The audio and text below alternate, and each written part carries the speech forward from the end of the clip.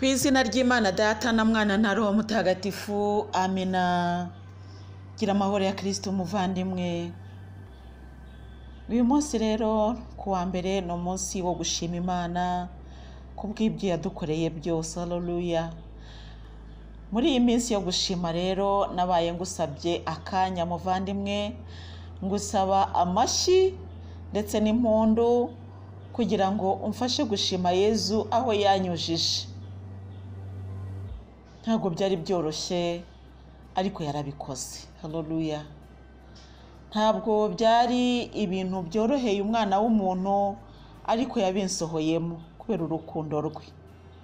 Uyu munsi rero nje kugusaba nanone amashyi n'impundu kugira ngo dukomeze bwa buhamya. Uko uzajya wumva yantabaye ujye uzamura amashimwe, kuko aya mashimwe yanjye nayatanze kugira ngo nkangure ayawe ayandi yarasinziriye, maze nawe wibuke ko ari aho Nyagasani yagucishije agamije kukugirira neza. Ujye uhora umushimira. Muvandimwe wanjye nkunda rero, tugiye gukomeza igice kindi cy'ubuhamya, nkaba ngira ngo nkubwire ibyo Nyagasani Yezu yankoreye, aho yancishije n'uburyo yabikoze ku bushake bwe. Yezu aguhe umugisha rero muvandimwe. Ndi umumararungu Marie Louise.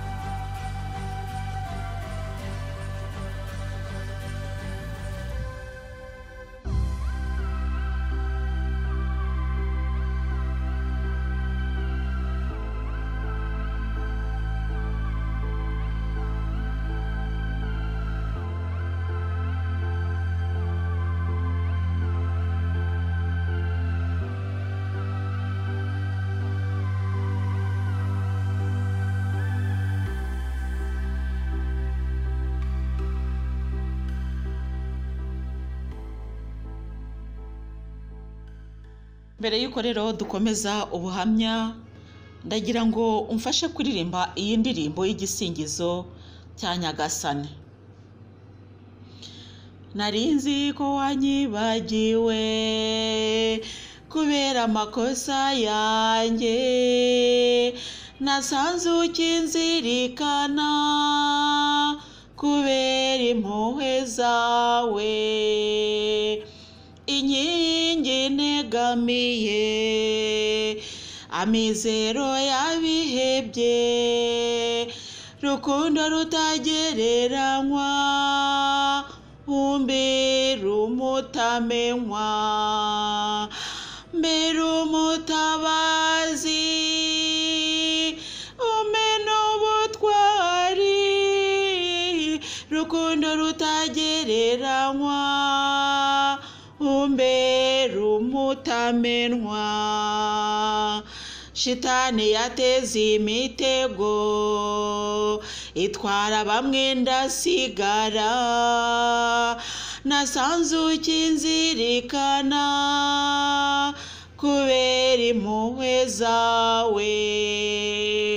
Inkingi negamiye, amizero yabihebye, rukundo rutagereranywa, umbera umutamenywa, mbera umutabazi,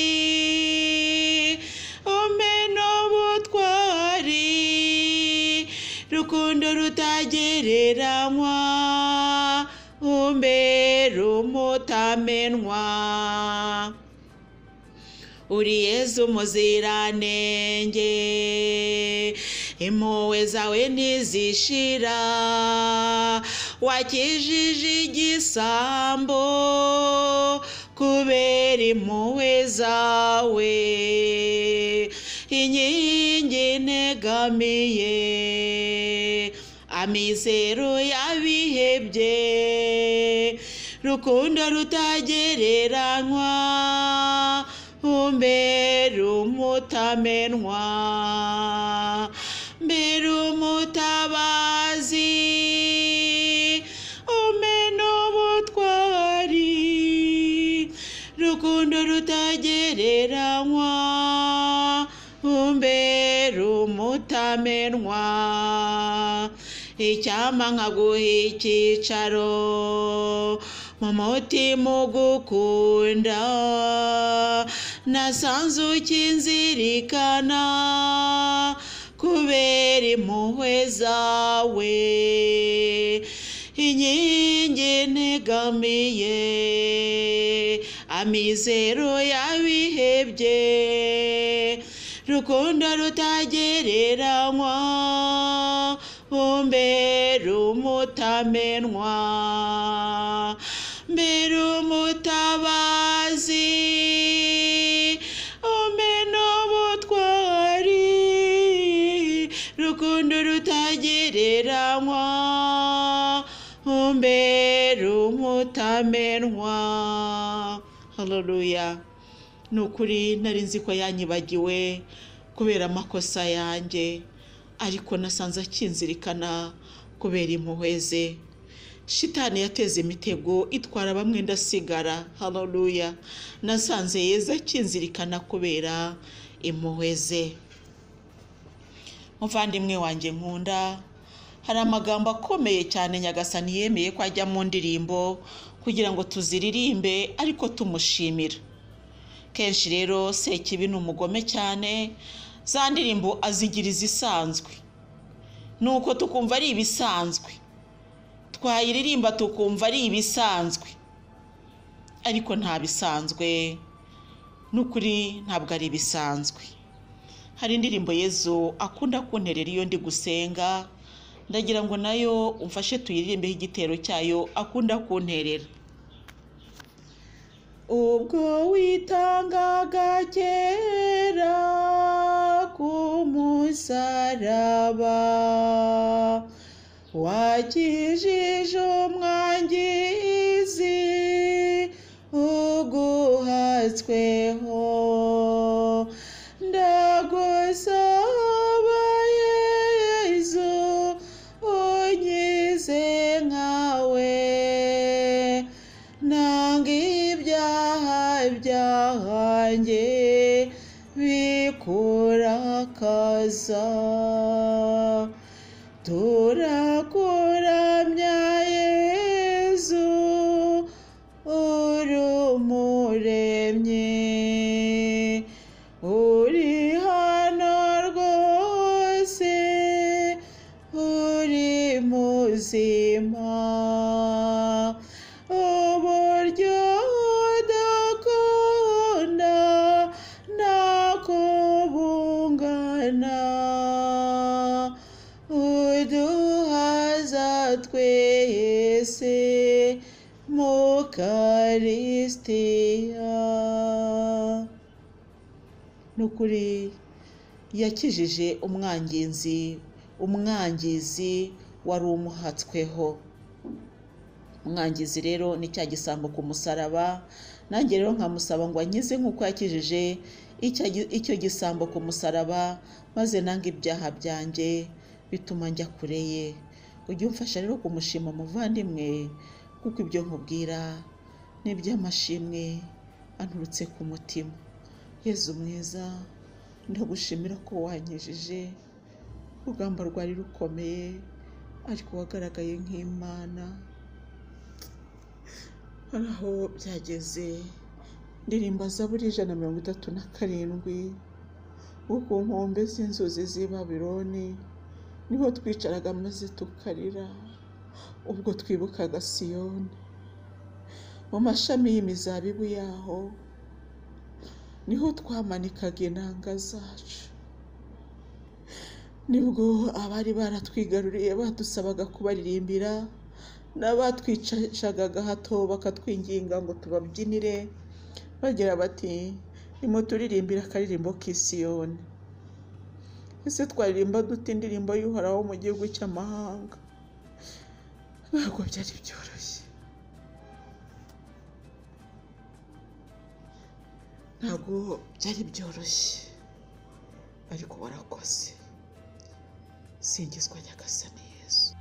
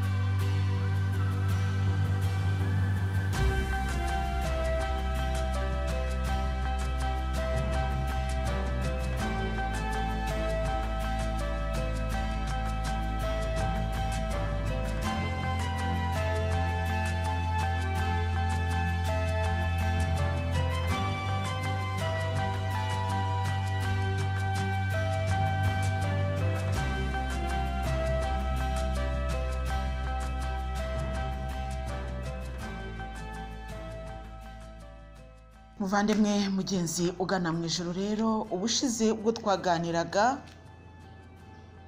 nakubwiye ukuntu natangiye ubucuruzi mvuye mu kazi ka leta.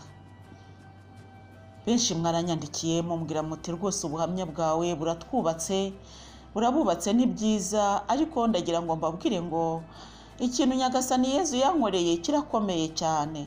Yanyigishije kubara mpereye kuri 0, kudashingira imibare ku bantu ahubwo nkayishingira kuri we, kuko ari we mibare ikwiriye. Twari tuzi ko kugira ngo umuntu ajye gutangira business agomba kuba afite n'amafaranga menshi, ndetse yarabiteguye, mbese ari ibintu bikomeye. Ariko tumaze kubona yuko hari naho umuntu ashobora gutangira atangiriye kuri Yezu kandi bigakunda. Ibyubatse kuri Yezu rero birasugira kandi bigasagamba, kabone naho mu maso y'abantu byagaragara nk'ibipfuye, ariko Yezu ntazimiza. Ubwo rero tugiye gukomeza ikindi gice cy'ubuhamya nanone bukigana mu bucuruzi.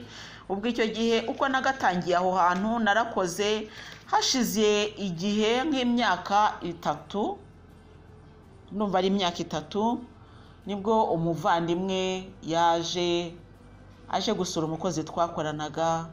Noneho arambwira ati ariko ati wazagiye gushaka ahantu, ko hari ahantu nabonye hari inzu nziza yo gukoreramo akabari, wazagiyeyo. Noneho rero iyo nzu nkumva muri jyewe numvaga ari nk'ishyaka rindimo gutyo gusa. Uriya hari igihe Imana igiye kuguha ikintu iguha no kucyumva muri wowe. Iryo shyaka ryo kumva ko nakorera ahandi naryo nari ndifite, nubwo aho nakoreraga nayo ntarahabona wenda umusaruro ukomeye, ariko nabonaga ko ari business itari guhomba, ahubwo nkumva nakwagura ibikorwa kugira ngo ndusheho kuroba amafi menshi. Ibyo ngibyo rero kugeza aho ngaho ndizera yuko nta wabingayira. Burya iyo uri umuhinzi ntabwo wumva ko wahinga munsi y'urugo gusa, wumva wageraho ukajya no kwatisha imirima y'abandi nabwo ugahinga, uteganya ko nusarura uzagira ibyishimo byinshi. Niko byangendekeye rero. Ubwo uwo muntu yabaye nk'umfungura amaso, kandi nkiraho ngaho ndagira ngo mbabwire ngo uwo Yezu atuma kuri wowe ntabwo ari necessary, ntabwo ari ngombwa ko aba byanze bikunze umunyamasengesho cyangwa se umuntu muziranye. Imana ikoresha uwo ishatse mu gihe cyayo uko ishaka. Ubwo rero haje umuntu ansanga aho ngaho nakoreraga, arambwira ati ariko ati wazagiye gukorera n'ahandi, ati ko hari ahantu heza nabonye. Noneho ndavuga nta bushobozi mfite, nduva nta mafaranga mfite yo kujya ahandi, numvaga mbese ntari tayari. arambwira ati ariko ati ntacyo byaba bitwate neza, mbese agerageza kunshyiramo icyo gitekerezo, numva ariko koko wa mugani ndavuga ariko se kuki hamuga n'umuntu yaguma gukorera ahantu hamwe, mbese ubwo ntekereza kwagura ubucuruzi. Ariko mu by'ukuri mbere y'uko abimbwira Yezu we yari yarabimbwiye, kuko nyinjira hahandi yarambwiye ati saha naguteganyirije kuko ndateganya kuzakwagura, kandi n'amasezerano yampaye yari menshi mu bijyanye n'ubucuruzi, kandi koko ayo masezerano amwe yarasohoye n'andi aracyasohora.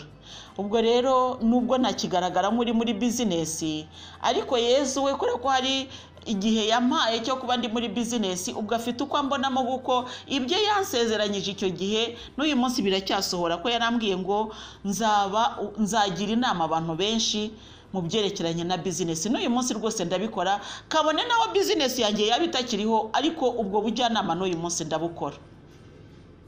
Bivuga ngo rero Imana abantu bajya babona amateka yahindutse, ariko Imana itarayahindura, kimwe nuko abantu bajya babona amateka atarahinduka kandi Imana yayahinduye. Ubwo rero dukomeze kuri icyo gice cyo kwagura bizinesi.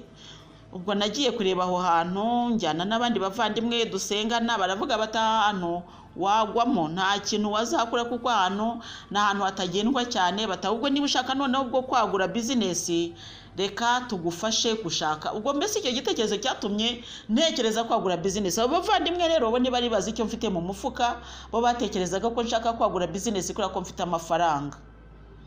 Nuko barambwira bati ahubwo reka tuguhuze n'abakomisiyoneri baba bafite ahantu heza, bakujyane rwose ahantu heza, ariko ahangaha nta kigenda. Ubwo ahandi turaharetse, ariko igitekerezo cye cyatangiye. Turagenda rero, wa mukomisiyoneri akajya ampamagara akanyereka ahantu, nkumva ntabwo mashimye. Ikindi gihe rero baza kunyereka ahantu heza rwose, numva ndahashimye. Aho hantu rero nahahuriye n'abantu benshi bahashakaga, kuko hari ahantu mu gifaransa twita strategique. Mu bucuruzi aburyo bavuga ngo ahantu strategique, ni uvuga ngo ni ahantu uba ushobora gukorera bizinesi ikagenda rwose, kuko buriya iyo ujya gukora bizinesi ntabwo upfa kuvuga ngo nyishinze aha. Burya hari ibintu ugomba kumenya by'aho hantu. Ese abo bantu baho bakunda iki, imico y'aho hantu ni iyihe, kugira ngo uzakore bizinesi ijyanye n'aho hantu, bityo babashe kukugurira. Mbese ni ibintu byinshi cyane. Wenda uyu munsi ntabwo ndimo kwigisha uburyo bakora bizinesi, ariko ndi kuvuga bimwe mu bijyanye n'ubu buhamya bw'uyu munsi. Ubwo rero muri uko kwiga aho hantu, nasanze ari ahantu heza, ahantu rwose hagendwa ku muhanda wa kaburimbo, hafi ya stade, hagati y'amabanki, mbese hari ahantu strategique pe. Kandi noneho akaba ari muri zone commerciale. Mu mujyi wa Kigali hari ukuntu bagenda batanga nyine uduce, bakaduha nyine n'ibigomba gukorerwamo. Aho rero hari mu gace k'ubucuruzi, kandi nibwo nari ngiye kuhashyira. Ubwo rero nahabonye mbona ni heza, ariko numva ibisabwa biraremereye. Ubwo rero mu gushaka uburyo nahatangira, maze kuhabona mbese numvise mpakunze cyane, ndetse numva ishyaka ry'aho hantu rinzamutsemo cyane. Noneho narangiza nkajya nsenga nkabwira Yezu, numva rero Yezu urabizi ko nta mafaranga mfite, none aya mafaranga bari gusaba kugira ngo ntangire ntabwo nayabona. Ubwo basabaga miliyoni 6 zo gutangira, nkaba ngomba kuba afite byibuze miliyoni 4 zo kugura ibikoresho, nkaba byibuze mbese nasabwaga byibuze miliyoni 15. nta na rimwe nari mfite. Kandi noneho si bya bindi nk'ahandi nari mfite handi, si bya bindi byo kuvuga ngo ni business yari irimo ngiye ngo kugira oya, hari ahantu hari hatuwe, noneho uwo muntu agura ashaka kwagura ibikorwa bye. Ubwo rero aravuga ati mu gihe ntaratangira kwisuganya ngo nubake, kuko hari ahantu asaba kubaka cyane nyine ibintu bikomeye, ati mu gihe narisuganya ngo nubake, ati ndashaka kuba maretse gutyo, noneho hakaba hatari gupfa ubusa. Ubwo wenda akaba ari gukorera ayo mafaranga make, kuko ngewe mbonye uko byari bimeze nabonye ari make ugereranyije nuko aho hantu hari hameze. Ati rero ntabwo nshaka ko hakomeza gupfa ubusa, ndashaka ko haba hakora byibuze. Ubwo rero ndavuga nti rero ayo mafaranga ni menshi, ntabwo ari nka hahandi nyine nari ntangiye kuvuga nti ntabwo ari nk'ahandi natangiriye ho byibuze hari harimo business yari isanzwe iri gukora. ahandi ho rero suko byari bimeze, kwari ugufata aho hantu noneho akaba ari wowe wishyirira ibikoresho byawe, mbese uhakorera ibyo ushaka bundi bushya. Ubwo rero naragiye ndasenga, maze kuvugana n'uwo nyirinzu, cyane cyane ko hashakaga n'abantu benshi, mbwira Yezu ntumva rero ahantu ndahakunze, ariko dore ibimenyetso by'uko ari wowe uzahama nubishaka. Icya mbere, uzampa amafaranga uzi ko ntayo mfite. Icya kabiri, ayo mafaranga uzayampe mbere y'uko abandi bahafata, kuko hari kurwanirwa n'abantu benshi. Ubwo rero ibyo bimenyetso uko nabisabye Yezu naragiye ndatuza, ariko icya gatatu ndamubwira ntumpere umutima gutuza, kuko ntago mbasha. Burya hari ukuntu ubona ikintu ukumva kibaye nk'ikigukoze ku mutima ku buryo gutuza biba bikugoye. Nguko uko aho hantu hari hambujije amahoro mu mutima, nahatekereza nkumva birananiye kubyihanganira ko nari buhafate. Mbwira Yezu nti rero umpe gutuza, mbese sintwarwe n'irari. Mbese hari ukuntu burya ikintu kigushitura kikakubuza amahoro. Nuko ubwo rero hari umugani bigeze kutwigisha muri primaire y'ihene yitwaga Mutamu. Mutamu rero ngo yagiye gushaka ubwatsi, ibugezemo ijya gushaka n'ubundi, yajya kurisha hano ikabona hakurya niho bwiza cyane ikiruka. Mutamu yaje guhura n'igisimba n'ikirura kirayirya, kirya itarabasha kubona aho ihagira. Ubwo rero batwigisha batubwiye ko uwo mugani witwa ngo ingwize yishe Mutamu. Ubwo rero nanjye nkajya abwira Yezu, nuramenye simbe nka ya ngwize yishe Mutamu, ngo ndeke ibyo nari ndimo nshaka n'ibindi nshaka n'ibindi ngo nzabigwemo. Nsaba Yezu rwose kumpera amahoro umutima, musaba kuma gutuza rwose ibyo bintu bikamvamo, ariko kandi niba arahange ampa amafaranga yo kwishyura nyirinzu nayo kuhatangira, kandi azayampe mbere y'uko abandi bahafata. Ubwo rega nahavuye rwose amahoro y'umutima nayabonye. Ndagenda ariko ngeze mu nzira numva ijwi riraje muri jyewe, nararyumvise pe, naho nari ngeze ndahibuka neza. Buriya hari ukuntu Yezu ajya nkorera ibintu akambwira ikintu aho akimbwiriye nkaba nkihibuka neza neza. Icyo gihe rero iryo jwi ryaraje, aho nari ngeze ndahibuka n'uyu munsi, rirambwira ngo hari ahantu ndahaguhaye. Numva ndishimye cyane, mbese wumva ishimwe ridasanzwe rije muri wowe, ariko utabona inzira y'ibyo bintu. Ibyo byarabaye rero, akaba ari nayo mpamvu yatumye nkomeza gushinyiriza no gushinga iryinyo ku rindi mu gihe nabonaga bitari kugenda uko njye nabitekerezaga. Nuko ubwo rero abantu dusengana cyangwa se abantu bashoboraga kungira inama, bakatangira kumbwira batari ko hari ahantu ushobora kuhafata ntihazagende neza, mbese bakanca intege. Ariko ngiye kora ko nari nzi uwo twavuganye, ntabwo nigeze numva ndi gutekereza ku byabo. Narababwiye numva rero ntabwo abantu bose bapfa ari abantu baba ari abanyabyaha. Bivuga iki rero? Bivuga ngo kuba nakora business igahomba nta gitangaza cyaba kirimo, kuko nanjye nabamombye nk'abandi. Ariko ntabwo wavuga ngo nzahomba ngo wange gutangira, kandi kuko bavuga ngo qui ne risque rien n'a rien, ni mu gifaransa udafite icyo, mbese udafite icyo atakaza, ni ukuvuga ngo nta n'icyo aba afite nyine. Ni ukuvuga rero ngo ntabwo dukwiriye gutinya kubyara ngo tutazapfusha, kimwe nuko tudakwiriye gutinya kubaho ngo tutazapfa. Ntabwo ushobora gutinya kurya ngo utarwara mu nda, nta nubwo utinya wenda kujya koga ngo utarohama. Muri make ahantu hose habaho icyo bita risque. Risque navuga ngo ni nk'ingaruka nyine zitari nziza, cyangwa se ni nk'ingaruka zitari nziza, ariko izo ngaruka nazo zibaho ku kintu watangiye. Ubwo rero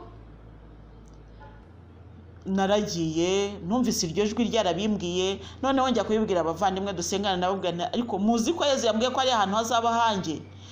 Bateze ko wumva nta n'amafaranga ufite, urumva byari bigoye kubyumva no kubyemera, byari bigoye pe. Yezu rero ni umugabo utagira ukwasa, iyo muvuga njyewe ndabyibuka byose.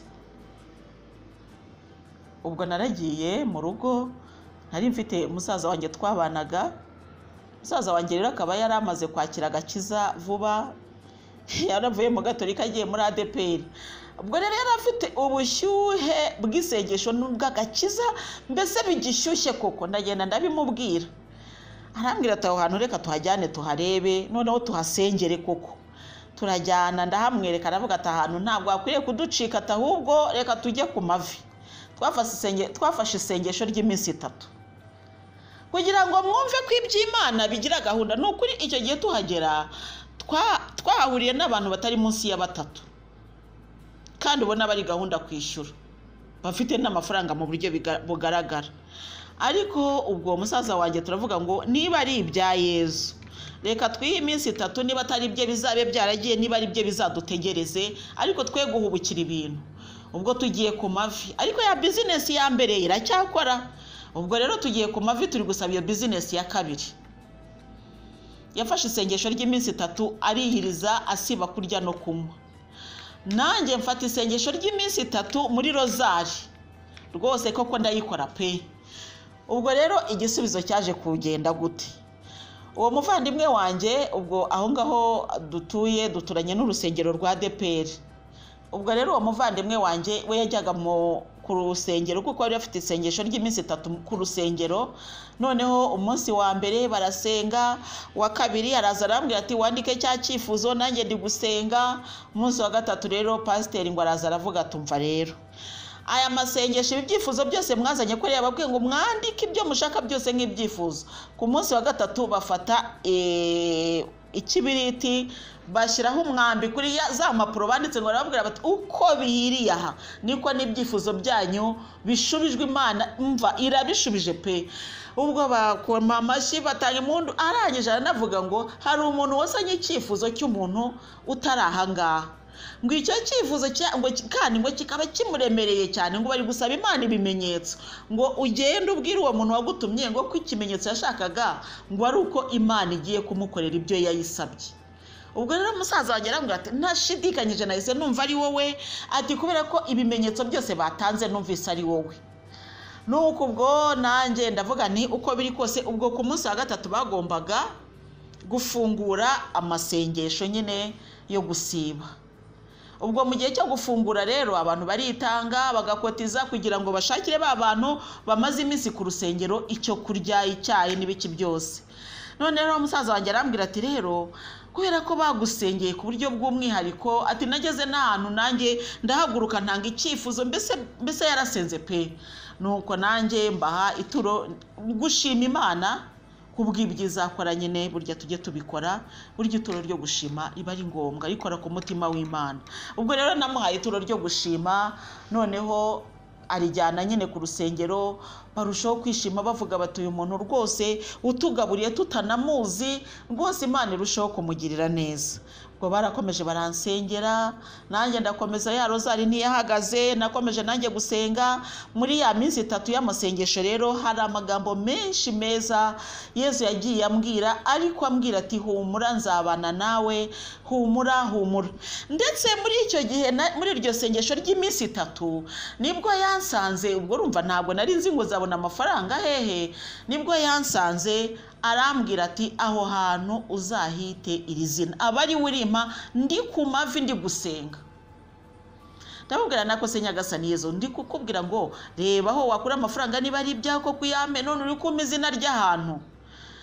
Ati kandi ubwo Yesu aho kugira ngo asubize ibyo mvuga we yasubizaga ibye, akongera agaceceka. Hashira umwanya akaza ngo hariya hantu ngo hazaba ari ahanjye, ngo ninjye uhaguhaye. Ngo none rero ko ari njye uhaguhaye, ngo ndagira ngo nkubwire ngo ntuzatekereze kugurisha ibyo nguhaye, ngo kuko uzaba uri umurinzi wanjye aho hantu.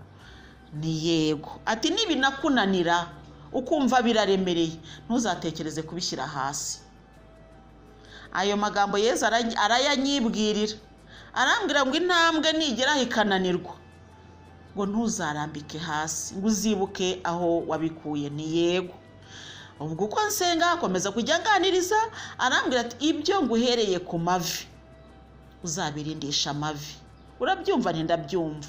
Nukuri njyewe muri icyo gihe cy'amasengesho ayo namwe mu magambo Yesu yanganirijeho muri icyo gihe cy'isengesho ry'iminsi 3. Byarangiye rero umunsi wa gatatu haza umuntu iwanjye mu rugo. Hari hashize igihe kinini cyane tutabonana. Araza arambwira ati ko nzi kujya utekereza ukaba uri umuntu w'umugore uzi kwiteza imbere, ugeze kuki? Ndamubwira ariko ubwo iryo sengesho uwo twashakanye ntabwo rwose nigeze nanabimubwira ibyo nari ndimo, kuko numvaga nejejwe no kuzajya mubwira ni dore ngeze aha ngwino twishimane. Gusa igitekerezo cyo gukorera aho hantu mbese byose yari abizi, ariko atazi aho amafaranga yaturuka. Ubwo rero uwo muvandimwe araza arambwira ati ko nzi ko uri umugore uzi kwiteza imbere, atugejeje kuki? Ndamubwira aho ngeze, ndamubwira ariko ni nubwo nkubwiye aho ngeze ni ntabwo nezerewe, ni hari ahantu nabonye ndamubwira uko bimeze, nimaze iminsi mu isengesho, ni rwose ndumva ndi gusaba Yezu ngo aho hantu ahame. Ati se birasaba iki kugira ngo hatangire? Ndamubwira no kwikubitiro nkeneye byibuze miliyoni 10. Ubwo rero kugira ko nzibona uyu munsi ntago byakunda, ubwo rero ntago byashoboka. Arambwira ariko ngiye hari amafaranga mfite, ati kandi ndayabitse gusa, ati reka nyaguhe utangire, ati ubwo uzayansubiza cyangwa se mbese muri make. Ubwo narahagurutse nshima Imana, nkoma amashyi ndabyina ndavuga ni Imana urigaragaje. Mbese uwo muvandimwe ni umudamu rwose, kuko nshobora gutanga ubuhamya iyo umuntu ari gutanga ubuhamya abantu batekereza ubwo nta bagabo bahehese. Oya, ni umudamu rwose twakoranye, yari yashize n'igihe kirekire tutabonana, ariko sinzi uko roho w'Imana yamuyoboye iwanjye uwo munsi twashoje isengesho. Nuko amafaranga rero yarayampaye, njya kureba nyirinzu hahandi nsanga ntago barahishyura, nuko mbese muri make ndishyura habaye ahanjye. Ubwo rero hasigaye uburyo bwo gutangira kuhakorera. Umuntu abaraje arambwira ati ariko atuzi ko hari umuntu w'inshuti yanjye wari ufite restaurant igahomba na bare igahomba, none yabuze naho ashyira ibikoresho, ari gushaka umuntu wabigura byibuze kuri make ariko bikamuvaho. Ati kubwe no kubiteza yabiteza, n'uwo muntu kampuza nawe. Ndagiye, umuntu tubonanye arambwira atumva, ati nta n'amafaranga ngusaba, ati dore ahantu nabicumbikishije nyirinzu arahashaka, nta hantu mfite nzabishyira, ati mbabarira ubimvanira, ati by'amafaranga tuzabyumvikanaho nyuma.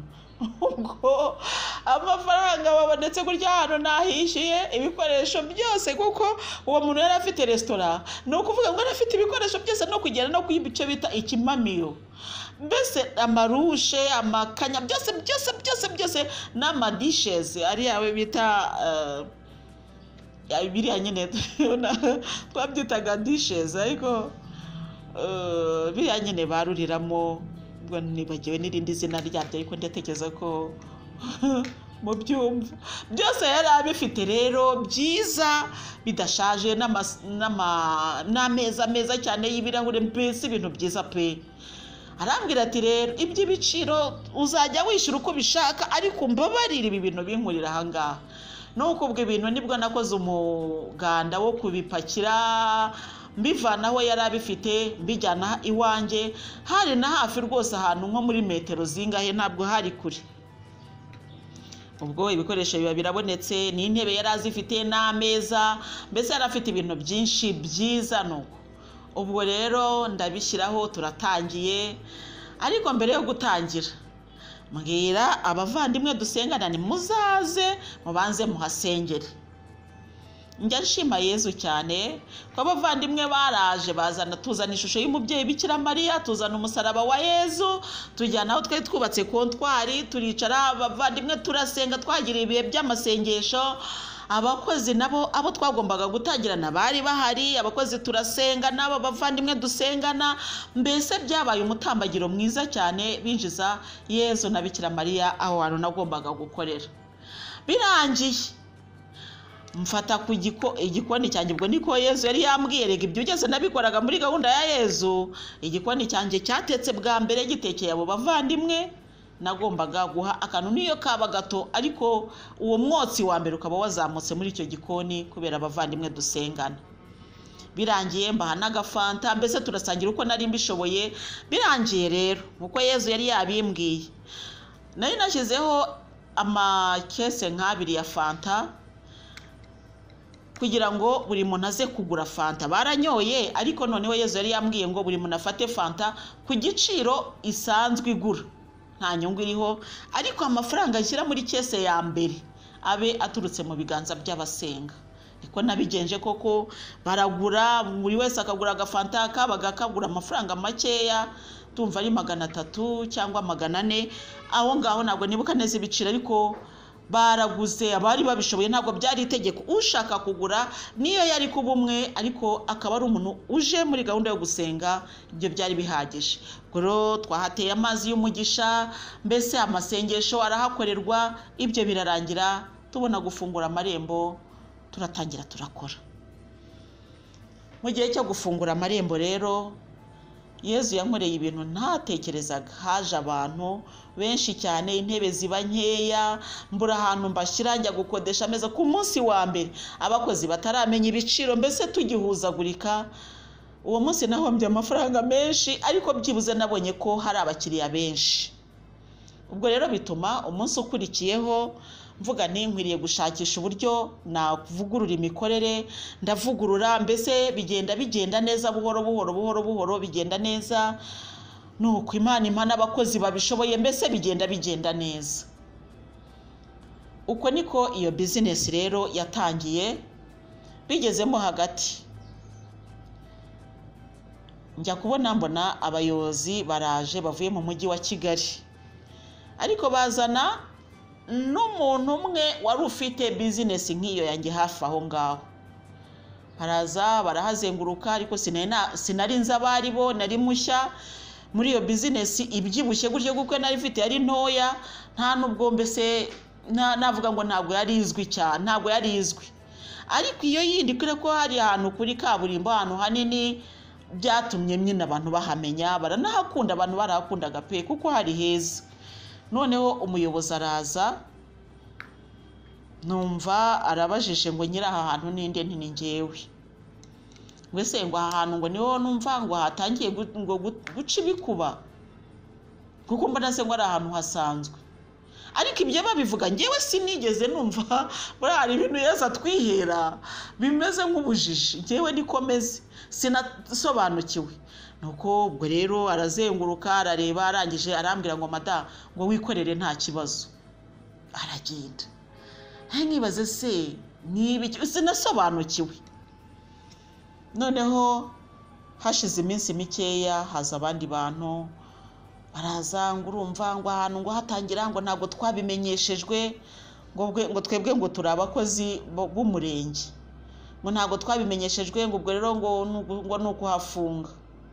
Ariko kubera ko nari narahandikishije, mbese business nari narayandikishije mu nzego zibishinzwe, nta kibazo nari mfite. Ndavuga nese mwafunga kubera iki? Ngo yangwe ibyangombwa ngo byo kuhakorera ngo ntabwo byuzuye. Ngo njya mu mujyi wa Kigali, njya gusaba ibyangombwa byo bavugaga bibura, ndabihabwa, ndaza ndakora, nta kibazo. Noneho naje kubimenya nyuma, burya hari amakuru umuntu atamenya ako kanya. Ubwo abo bantu dukora business zimwe nibo bangiriye ishyari, kubera ko nkimara kuhatangira, urumva bari bafite ikintu kimeze nka monopole, hari niko nayita, mbese kwa kundi ufite business ihitinga muri quartier yose, wenda nta bandi bantu bagukonkiransa bahari. Nje rero mpageze kubera ko nari heza ugereranyije wenda nabo bandi twakoraga bimwe. Noneho abakiriya basa naho bavuye kwa babandi, basa naho bazi wanjye ko bari benshi pe. Utekereze ko ari igihe nigeze kubwira Yezu, narasenze pe, ndabimubwira navuganira rero Nyagasani Yezu, njyewe nagusabye aho gukorera n'abakiriya, ko sinagusabye abantu bangana gutya, ndananiwe. Abakiriya barazaga tugatira intebe zikuzura, ahantu hose haruzura, bigeze aho mburaho nicaza abantu, njya kwihisha. Ngira Yezu ne, ndabona abantu babuze n'intebe zo kwicaraho, ndakwinginze ngo abo bakiriya ubasubizeyo kandi ugabanya aba bakiriya, ko ntabwo nabishobora. Ubwo rero uko nabivugaga, urumva ko bari benshi cyane, bari benshi barenze ubushobozi bwanjye. Batukarangura firigo tukazuzuza inyama, inzoga zikuzura, amafirigo akuzura inzoga, ariko byageraga saa 8 z'ijoro mbona ngomba kujya kurangura. Abantu bakanywa, abantu bakarya, ariko ahoho nta roje zari zirimo, harimo akabari, bare na restaurant. Restaurant rero nayo yakoraga amasaha 28 kuri 28, no kuvuga ngo twari dufite byageze aho biba ngombwa ko mpagabanyamo ibipande bibiri, igipande kimwe tukigira resitora, ikindi tukigira bare kugira ngo abantu be kujya bivangavanga. Ariko nari mfite abakiriya benshi pe. Mu gihe rero gitoya rwose cy'amezi nka 3-4 abantu bagiye bampa amafaranga muri bya bihe nyine nari ngiye gutangira kuko byari bingoye. Hari ibyo byabaga ngombwa ko ngura, nkasaba abavandimwe bakagenda bansayidira bamuhiramo, nari nagiye nyabasubiza amafaranga bampaye kandi ngikora. Ubwo rero biza kugera igihe noneho ba bantu dukora bimwe bagize ishyari. Ni ishyari mu by'ukuri ryabaye nk'irintera ibibazo ariko barigira ntabizi. Ubwo rya shyari rero ryagiye rituma ba bantu bagenda bajya kundega ibintu ntakoze, bakajya kubindega mu buyobozi bw'umurenge. Bageze mu murenge rero babonye ko wenda abo ku murenge ntacyo bibabwiye, baba baragiye bajya mu karere. Ubwo bageze mu karere rero urumva ko umuyobozi w'akarere ntiyaranzi, byabaye ngombwa ko ahaguruka n'ikipe ye. Bati ibyangombwa bikwemerera gukora byose ndabibereka. Nuko baragenda. Hashize iminsi mike hagaruka abandi bati ikintu kibi cyane nuko ufite ibyangombwa byo gukora, ninde waguhaye ibyangombwa by'umujyi wa Kigali? Nagiyeyo barabima. Ariko ubwo ntabwo nari nzi uko urugamba rumeze. Ngewe narurwanaga gikristo, nabaga nigire no mu masengesho. Ubwo uko nakokoraga business nabwiraga Yesu, ni warambwiye ngo mbirindisha amavi. Mana, amavi yanjye ntabwo yigeze ahaguruka. Ntabwo yigeze umva. Reka mbabwize ukuri bavandimwe, aya mavi ntiyigeze ava ku butaka. Wenda simvuga ngo ngintungane nasenga mu buryo budasanzwe, ariko sinigeze mpaguruka ku butaka. Nabaye ku mavi rwose. Uko natangiye nkora niko nakomeje kujya nsenga, noneho nkajya mu masengesho narushaho, kuko numvaga Yesu yarankoze ku mutima, nkavuga nti kuki se ngewe namukorera. Ndibuka ko nkimara gutangira rwose icyumweru cya mbere twahise tujya mu mwiherero w'abatowe, kandi ngiye twagombaga kuwuyobora nyine mu ngabire Yesu yampaye. Reka mvuge ngo ntabwo ari ngiye agombaga kuyobora ko sindi Imana, ariko ndi mu bayobozi bawo. Umwiherero wa mbere turawukora, n'uwa kabiri turawukora. Rwose business narayitaga nkamara iminsi 3 ntahari. Havuga ni ibi ngibi ni ibya Yesu niko yambwiye, kandi yarambwiye ngo nzabirindisha amavi. Yarambwiye ngo nuba mu byanjye nzaba mu byawe. Ubwo rero ngewe nigiriye kwa Yesu. Abakozi bari bahari bagakora neza, nta kibazo kigeze kihaba ngo nuko ntahabaye. Ubwo rero ibyo byose nzababwira ukuntu byaje kuba noneho ibitutsi by'ukuntu abantu batagira ubwenge bakajya gukora business, barangiza bakazijugunya business, abakozi bakiba ibyo bashaka byose, business zikikoresha, umuntu yiruka imisozi ngo ari mu masengesho. Ibyo byageze aho biba inkoni nkubita. Ariko ntacyo, ngewe uwo twavuganye ndamuzi, kandi n'uburyo twavuganye ndabuzi. Ahangaha rero ngejeje bavandimwe bageze tugana mu ijuru, navugaga intangiriro z'iki gikorwa, intangiriro z'ubwo bucuruzi, kandi n'ukuri nta wamveba cyangwa se ngo ntukire ko naba naragerageje gutera intambwe isumbye iyo nari narateye. Haleluya. Numvaga nyine ndi gukorera Yesu, kandi koko naramukoreye. Nubwo wenda tureba ibigeragezo tukaba ari byo dushyira imbere, ariko mu by'ukuri Yesu twarahuriye cyane. Mu basinzi nahuraga nabo aho ngaho, mu bakiriya bazaga bakabura ubwishyu, ari n'abatekaga umutwari wenda bakabeshya simbizi. Mu bantu bazaga agakoresha komande bayimuhita ameze neza, nkabwa ni muyisubirane mu mukorere komande ye kandi nimo mwishyuze. Mu bantu mva reka mbabwire, ntabwo nigeze nibagirwa Yesu. Icyo nicyo muramushimira buri gihe mora mbimushimira ko sinigeze mwibagirwa ku rugamba narindimo. Ubwo rero uyu munsi reka duse n'abahagarariye ahangaha. Wumvise uko iyo business ya kabiri yatangiye, wumvise uko abantu bari batangiye kungendagendaho, ariko inosamo nta kintu narinzi, ko numvaga nta muntu mfitanye nawe ikibazo. Numvaga ndi gukora nk'uko n'abandi bose bakora, numvaga mbese nta kibazo na kimwe mfite. Ubwo rero ubuhamya bukurikiyeho nzakubwira noneho uko urugamba rwatangiye muri ubwo bucuruzi bwanjye. Rero ndagira ngo mpurireho abantu amagambo avuga ngo impamvu wahombye ngo nuko wakoze iby'Imana idashaka. iryo jambo ndizera yuko muri ubu buhamya mbahaye mwumvise ko ryaba rihamanye n'ukuri. Ikindi bakambwira ngo ubucuruzi bw'inzoga ngo ntabwo Imana ibukunda, ngo niyo mpamvu yaguhombeje. Ndahamya ko aha ngeze tuganira abavandimwe mumaze kumva ukuri nyakuri. Ni byiza ko ubu buhamya mbwitangira kuko butanzwe n'undi yabuvuga uko we abyumva. Kandi nanjye ndagira ngo nkubwire ngo ubu buhamya ntacyo byaba bimariye kububeshya. Ngo nze nkubwire ngo nuko rero ngo ndasenga kandi narasenze. Oya, ntabwo ndimo kwifotoza mu buhamya, ahubwo ndi kukubwira ibyabaye. Ku buryo rero n'ibyabaye byose nabyakiranye ukwakira, mvuga ni ubwo Yezu yabishatse, yabyemeye nta n'ikindi warenzaho. Haleluya. Muvandimwe wanjye nkunda rero, nizere ko ubu buhamya buri kukubaka kandi bukaba bugukura kuri ya ntebe yo guca imanza uhorana uvuga ngo kubera ko runaka yahombye buriya yitwaye nabi. Ndizera yuko wumvise ko umuntu ashobora guhomba ari uko Yezu yabyemeye. Nyagasani Yezu aguhe umugisha.